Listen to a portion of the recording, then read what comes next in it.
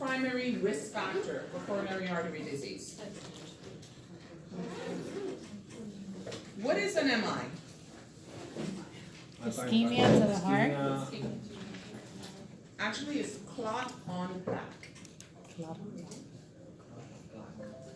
Remember I drew the little plaque, the vessel here, and I showed you the plaque?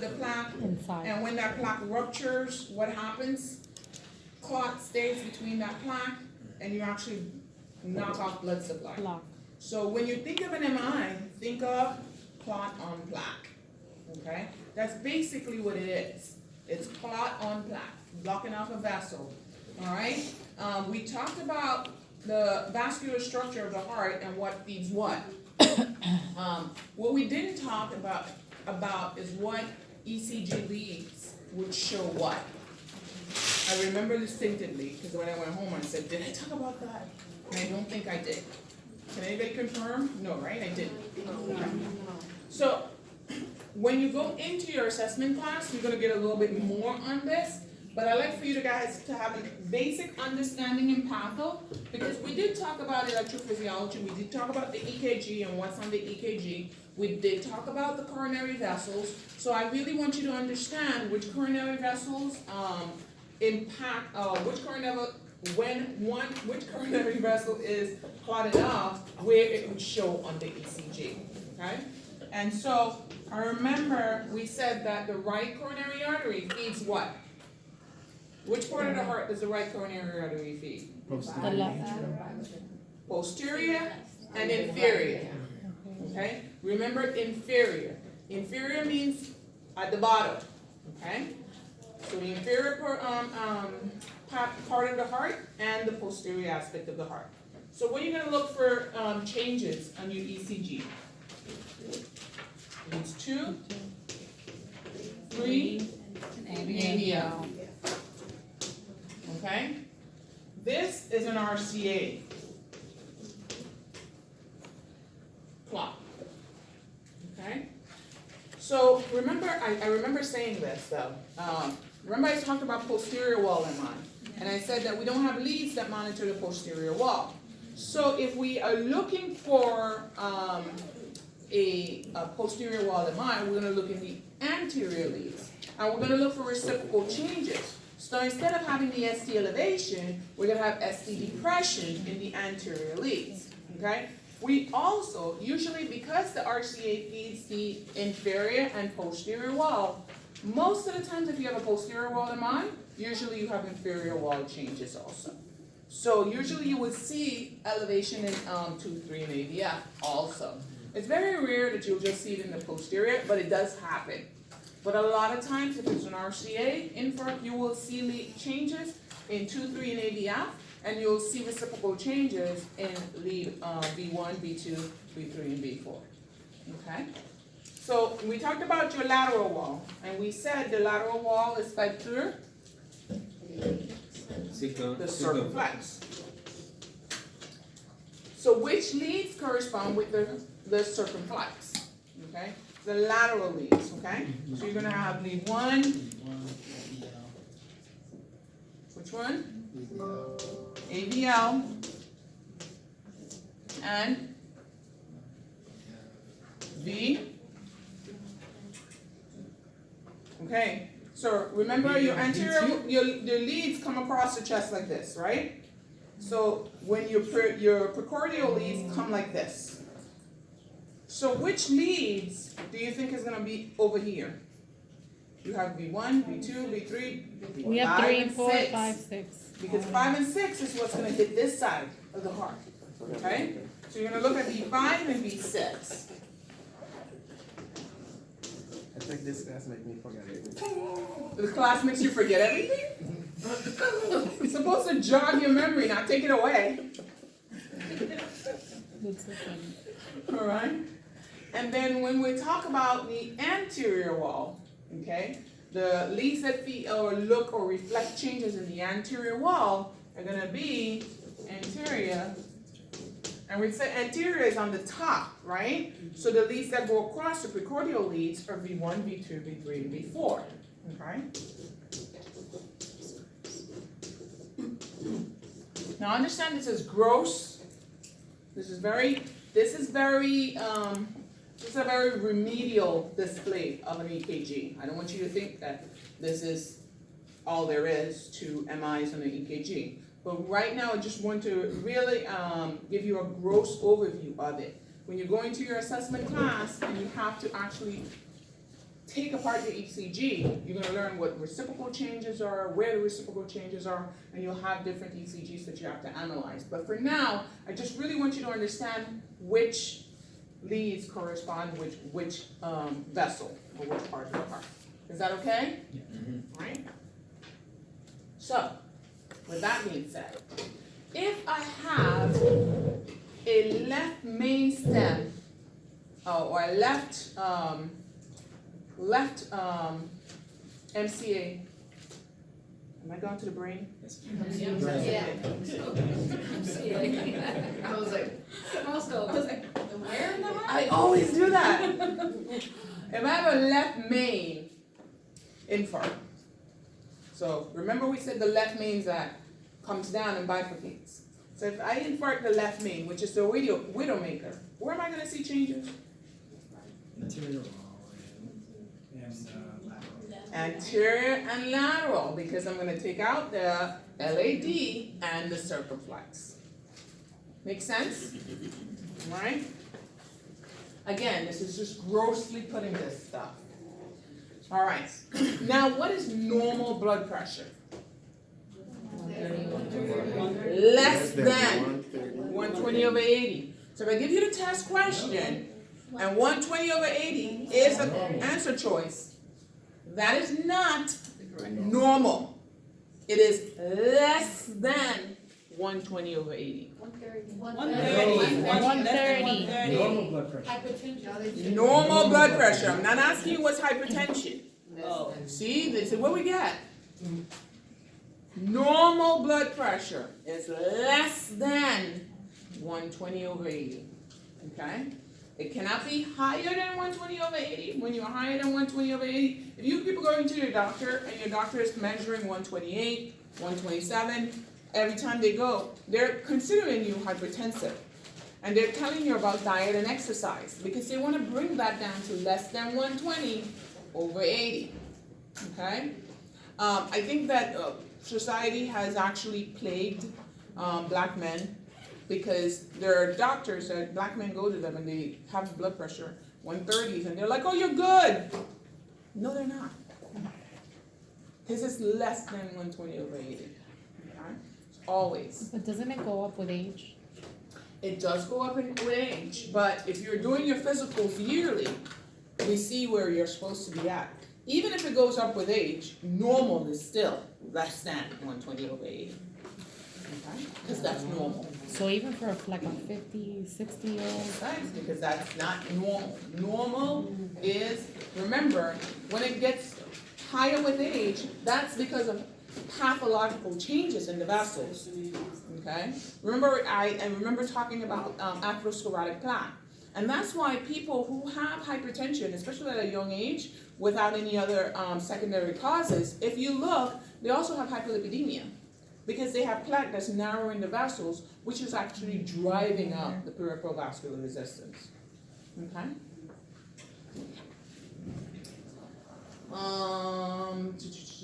We talked about complication, hypertension.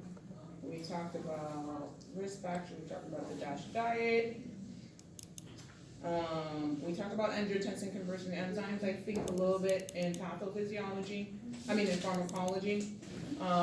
So we know that ACE inhibitors are the mainstay of treatment.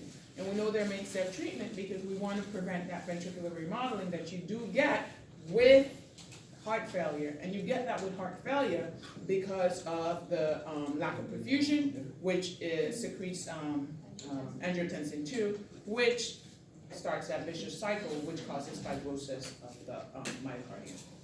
Okay? So if we block angiotensin converting enzymes, we block aldosterone. If we block aldosterone, what generally happens? So decrease of the- Remember we said Yeah. aldosterone causes you to hold on to sodium, okay, and let go of potassium. Yes. So if we're giving angiotensin converting enzymes, what could happen? We could, but that's not a person with a normal kidney, because a normal kidney will get rid of potassium. However, in someone with renal disease, you want to watch their potassium, because their potassium can get extremely elevated, because remember, now we're doing the opposite. Now we're saying, let go of sodium, hold on to potassium. Okay, so you've got to watch your ACE inhibitors with your renal failure patients, or the patients who are borderline renal failure, because you can have hyperkalemia, which can lead to ECG changes, and which can actually cause electrical dysrhythmias. Okay? Does that make sense, guys? Yeah. We did that. We talked about orthostatic. We talked about aneurysms, correct? Yes. I think I said these. Talked about embolism, thromboembolism. We talked about peripheral vascular disease. We talked about radiology, atherosclerosis. I think we did.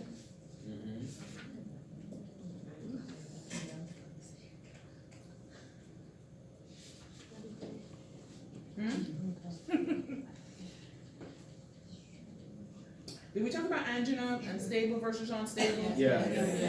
Fresnel. Fresnel.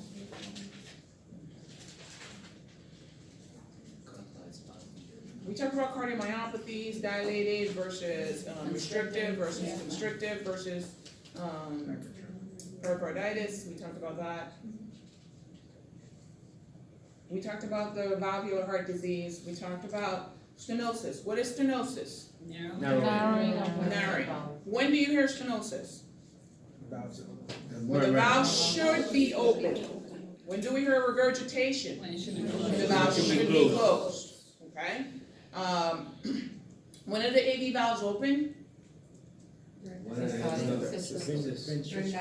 the AV valves open?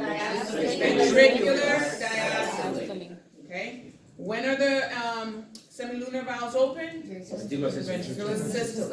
Okay? So if you're hearing a murmur during any of those, then you know it's either a regurgitation from the AV valves or stenosis from the semilunar valves. Okay? And vice versa. Okay? When is S1? Closure of what gives you S1? AV valves. S1, that's AV valves. What is S2? Closure of semilunar valves. Stenosis and regurgitation sounds good to you guys? You guys got it? I think we did that, because somebody talked about that valve. We stopped. Mitral stenosis. Okay. Now, I think we talked about mitral stenosis, but we didn't really talk about what the symptoms are going to be. So what are your signs and symptoms going to be? If the mitral valve takes blood from the left atrium to the left ventricle, this is a mitral valve in between, okay? And I have a mitral stenosis, so this valve is not opening when it's supposed to be open. What are the symptoms going to be? The left atrium is Increased fluid. So yes. But what I want you to get from that, because the left atrium is connected to the what? The lungs. Okay? So this is pulmonary edema. This is going to close up, and this is going to cause the blood to back up into the pulmonary vasculature. So you need to be looking for signs and symptoms of pulmonary edema. Okay? So left heart failure is what you're looking for, okay? Now, your tricuspid valve and the ventricle here, the tricuspid valve, if the tricuspid valve is stenosed, where's the blood backing up? Systemic circulation. So this is all your peripheral changes. This is your JVD, hepatosplenomegaly, peripheral edema, okay? Hepatosplenomegaly because everything's backing up.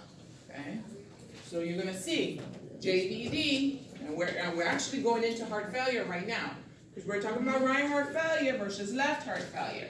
Remember that our left heart has a bigger muscle, it's pumping against more because it has to pump against systemic vascular resistance. The right ventricle has to pump against pulmonary vascular resistance, so it has a less pressure to pump against, okay? Now, I want you to remember, right-sided symptoms are usually JVD, hepatosplenomegaly, peripheral edema. Left heart failure are all pulmonary issues. So you're gonna have dyspnea, orthopnea, all those wet, you have a wet lung because everything's backing up into the lung, all right? So when are we thinking of the signs and symptoms of mitral stenosis, mitral regurg, we're thinking of left-sided heart failure, okay? When we're thinking of aortic stenosis, we're thinking, well, things gonna back up also. But I want you guys to remember with aortic stenosis, because blood's supposed to go out to the systemic circulation, syncope. And remember, right at the aortic valve is where the coronary vessels come off. So they're perfusing the coronary vessels also. And so if there's no blood pumping out or insufficient blood pumping out, what happens? The brain doesn't get perfused, so you have syncope. And then the coronary vessels don't perfuse, so you have angina. Okay? Make sense? So, we kind of talked about all these already. We talked about aortic regurg. Aortic regurg is going to back up into the left ventricle, eventually back up into the, it's going to probably push back on the mitral valve. And eventually, you're going to get issues with the lungs also. Okay.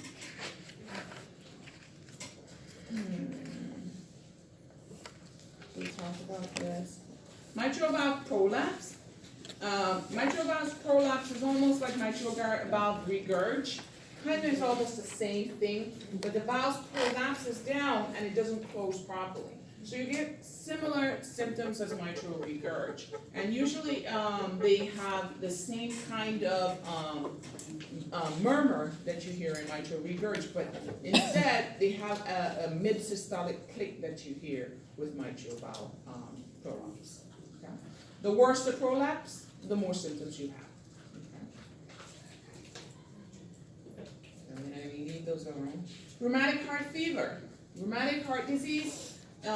Delayed immune response to a streptococcus or beta-lactam streptococci infection, okay? Usually, this person has this abnormal response to a streptococcus infection. So they have a strep throat, and they end up with a murmur, okay? And they're very susceptible to having this impact on the heart every time they get a streptococcal infection, and it's usually a oral strep that they get. They end up with things like fever, lymphadenopathy, arthralgias.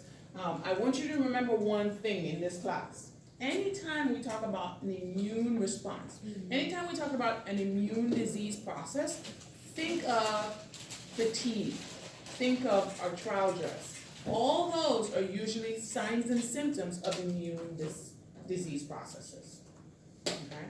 They usually have arthralgias. They usually have fevers. Sometimes they have fevers, but the thing, fatigue, things like fatigue and stuff like that, you will hear, and you know it's an immune response. Rheumatic fever develops as a result of the immune response to group B strep.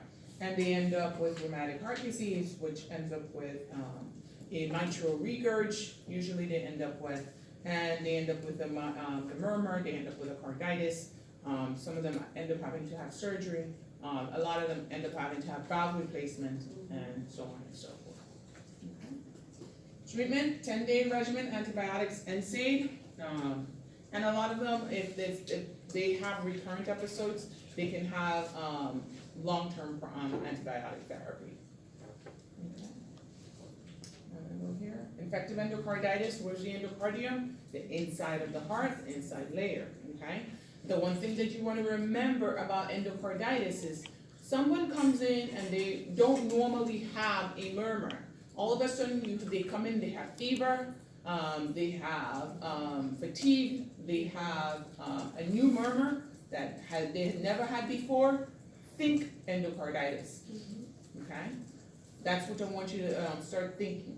Because usually what you have is a vegetation on the valve that's actually gonna give you that murmur that you're gonna hear, okay? Not everybody has the murmur with endocarditis, but the majority do, okay? So usually they have endocardial damage. It's a pathogen that usually seeds into the blood, and they end up with a bacteremia, which end up affecting the heart, and it's, they can have fevers, high fevers, they have a murmur. Patients, they can have changes, skin changes, they'll have nodes on their arms, the fingers and hands, that actually is a result of the endocarditis, okay? Janeway lesions, I forgot the name, is what they call them. And hemorrhagic lesions on the palms of the hands. They usually have this changes in their eyes also. I can't remember what the name of it is at this moment in time, it's gonna come back to me. But they usually have some peculiar changes in the eyes that you will see. And there's a name for it. I don't have it here, but there's a name for it. Huh? We had a patient that he ended up having endocarditis. He's still in the ICU actually. And then he tried a clot that blocks his vein and he went blind. Really? Yeah. It has a name on it, but I don't remember. There's a name for they usually have these like He has it. red clots in his eyes. He does Yeah. have it. And I don't remember the name of it, but there's a name. There's a name for it.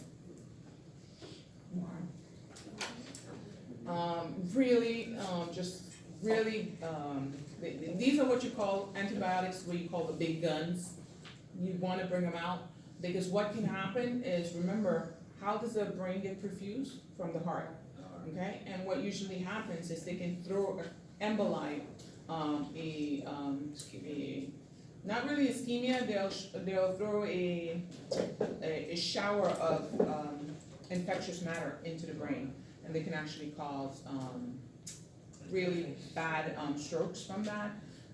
They can have mycotic aneurysms from that. They can have, so it can become very serious. So when a person has endocarditis, you wanna treat them really quickly. You wanna treat them very effectively. You don't wanna leave it there, okay? This goes to the pathophysiology, again, inflammation, thrombus formation. They have bacterial adherence, fibrin, thrombin clot formation, they can throw clots. They have a murmur, fever, okay. Heart failure, we have left-sided heart failure versus right-sided heart failure. We have systolic versus diastolic heart failure. Systolic heart failure, I think we talked about. What are we looking for to diagnose systolic heart failure? Ejection fraction, okay? And if it's a systolic heart failure, ejection fraction is gonna be what? Low. Less than 40, it's gonna be low, okay? With a diastolic heart failure, it's not so much that you don't have a pumping ability, is that you don't have a filling ability, okay? Remember, during systole, we're pumping, during diastole, we're relaxing, we're filling, okay? So if I have a diastolic heart failure, I'm not filling. And if I have a systolic heart failure, because the action of systole is pumping, I can't pump, okay? So when you're thinking about those two, I want you to think about those. When you're looking at a patient, and the patient clearly has a perfusion issue, clearly has heart failure, but then you do an echo, and it tells you that the ejection fraction is 65%, you know that patient possibly have a diastolic heart failure, okay? If you have the same patient, and you go, another patient, and you go, and you look at, you do an echo, and they look at the ejection fraction is 15%, then you know that's probably a systolic heart failure. That's a pumping issue, okay? So that's really how you kind of differentiate between the two. Remember, all symptoms of left-sided heart failure are pulmonary. Symptoms of right-sided heart failure are systemic.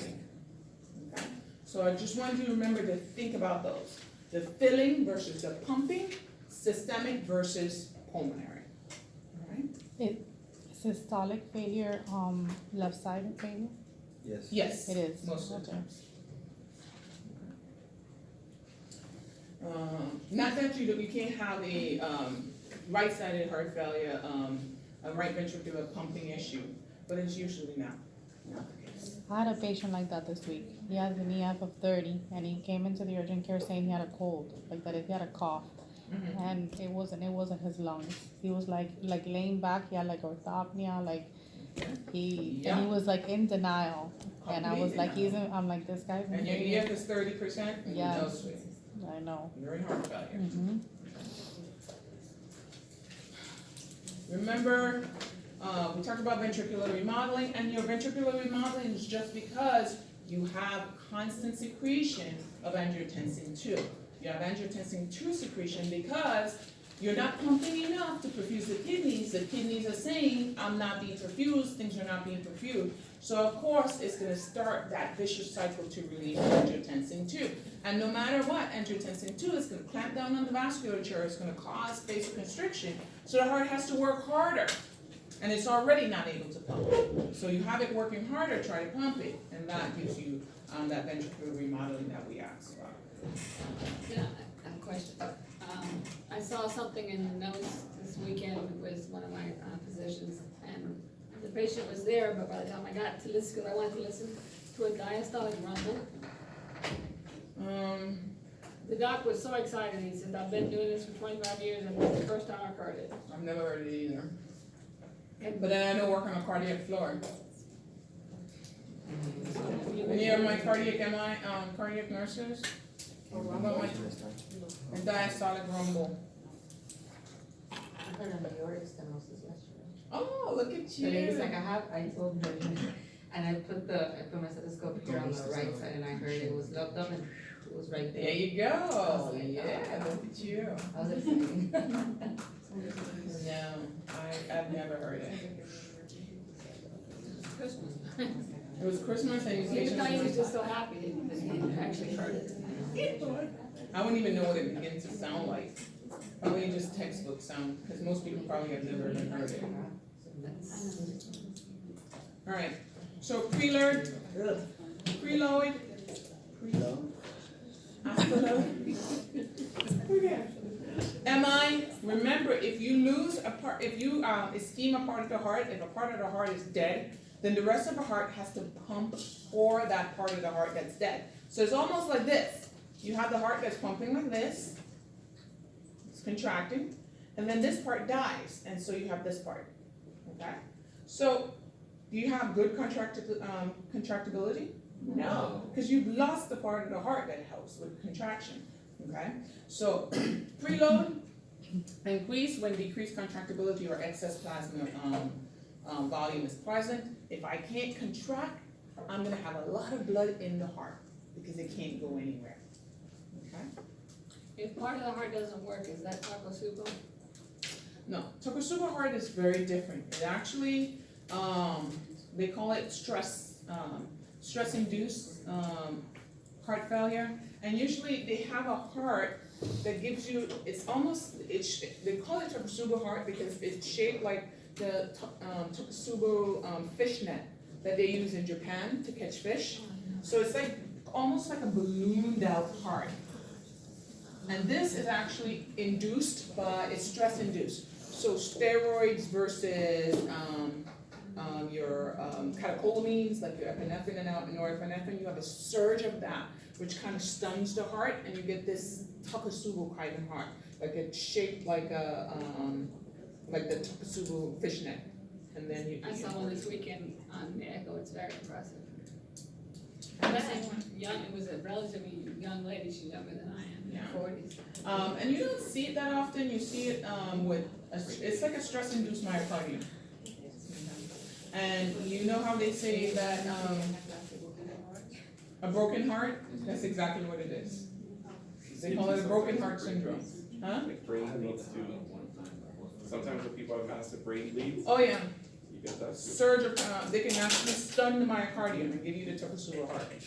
And the stunned myocardium from a subarachnoid hemorrhage is due to a surge of catecholamine release. It's the same kind of thing that happens. You get a surge of catecholamine release, and it kind of stuns the myocardium. So you get a myocardium that balloons out, and it's not pumping really.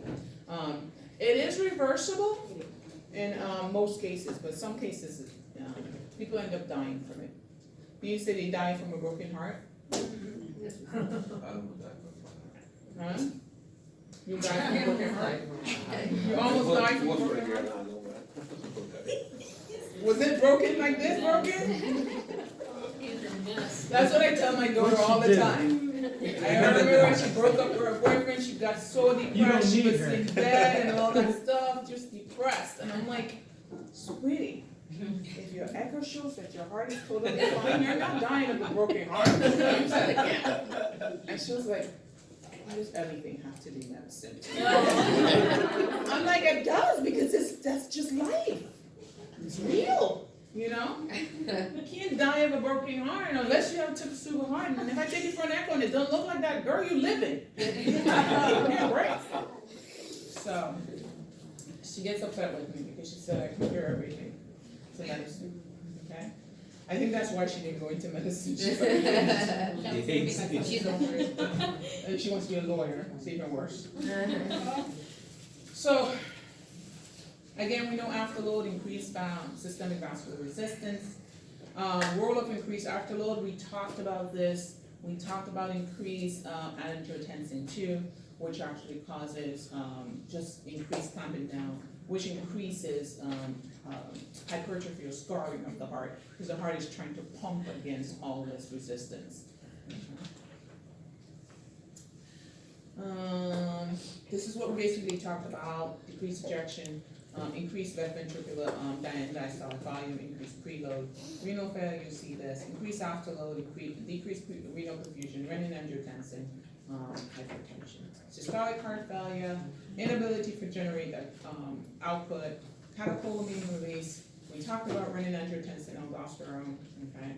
Arginine vasopressin, antidiuretic hormone, which also is released when there's a lack of perfusion to vessels. What does arginine vasopressin do? It tells the body to hold on to water. Okay? It says organs are not being perfused, we need to hold on to water. So what basically our body does is hold on to fluids when we have a release of arginine vasopressin, antidiuretic hormone. And it's called antidiuretic for a reason, because if I take this off, it says diuretic. If I say antidiuretic, that means I'm not diuresing. Okay? Again, breaking down of words. I need you to do this.